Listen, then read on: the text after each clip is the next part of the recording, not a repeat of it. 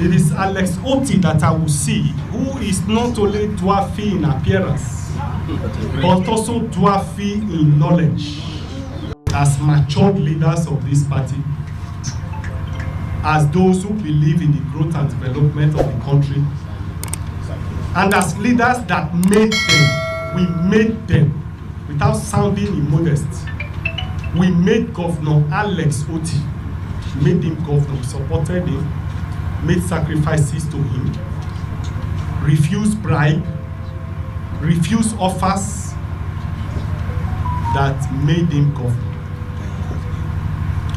And so, today he was again on Arise Television and deliberately trying to misinform members of the public in respect of the Supreme Court's decision. My major worry was his foul language when he said that we are masturbating. The Supreme Court have sacked us and that he's laughing at us because we are still holding on to the leadership and masturbating in the party. And I felt that he's not the only one who can use counter language. And I want to reply him as follows. Number one, dwarfy and Lilliputian men used to be men of great ideas. It is Alex Oti that I will see, who is not only dwarfy in appearance, but also dwarfy in knowledge. Julius Abure, the sacked chairman of the Labour Party, has resorted to insulting Governor Alex Oti, the only elected governor in the Labour Party. To get the win of what he is saying, I want you to listen to the interview that Governor Alex Oti granted to Arise Television, where he said that the executive of the Labour Party that were sacked by the Supreme Court were masturbating. Listen to the interview. The party that brought me to power is Labour. Okay? And today we have fought and retrieved Labour. So, and I said I will send you the Supreme Court judgment. So when you finish reading it, you will know that Abure is just masturbating. Really? Yes, it's not. He's out. There is. So you can declare yourself. You can declare yourself the president of Nigeria today. You can. That means, does that mean Rufai is now the president? No, but that means is. As a lawyer that he claimed to be, Julius Abure should have understood, or maybe he understand that Governor Alex Oti did not mean insult when he said that he's masturbating. Julius Abure was the one that took the issue of the chairmanship position of the Labour Party to the court. The High Court delivered a judgment in his favor. That judgment was appealed in the appeal court. The appeal court equally delivered the same judgment in his favor. When these two judgments were delivered, he was happy. He held a press conference to declare his position as the chairman of the Labour Party as declared by the court.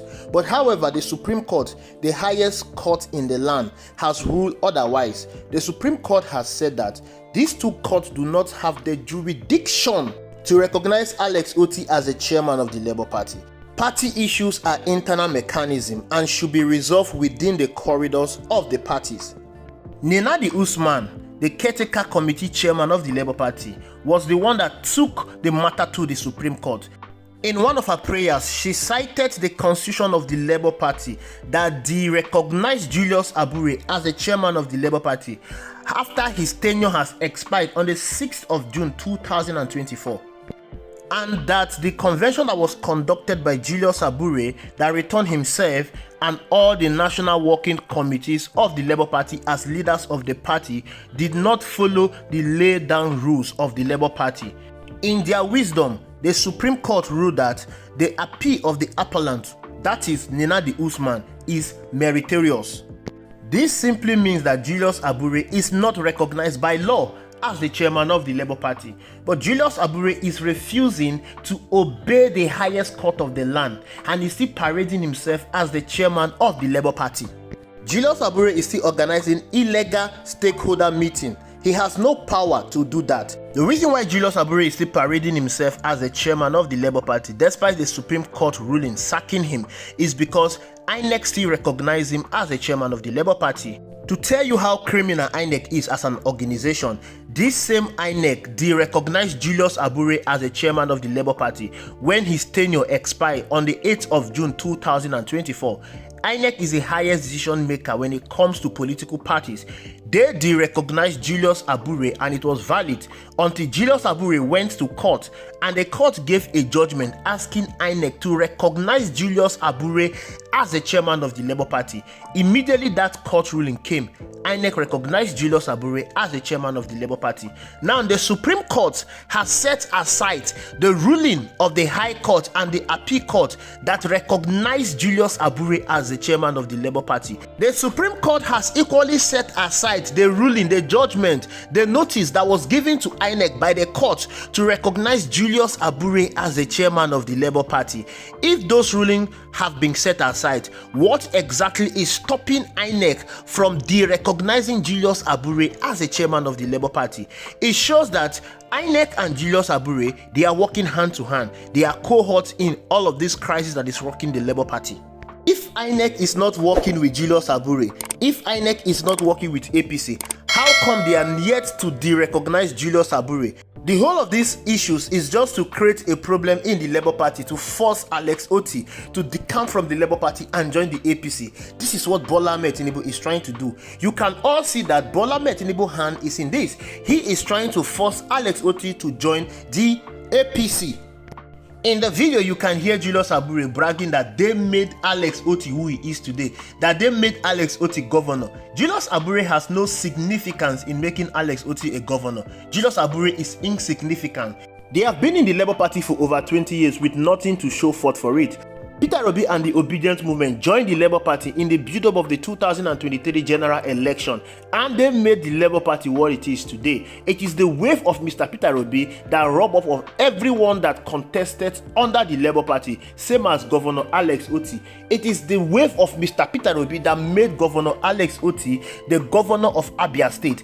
Julius Abure is insignificant. All I see here is nothing but jealousy and pettiness. Of course, he is jealous because they have been in the Labour Party for more than 20 years and they were not able to take Labour Party to where it is today. These new politicians that joined the Labour Party gave Labour Party the facelift, gave Labour Party the recognition, and Julius Abure and his so-called National Working Committee members are angry that these new politicians want to take away Labour Party away from them. They are seeing Labour Party as their personal property.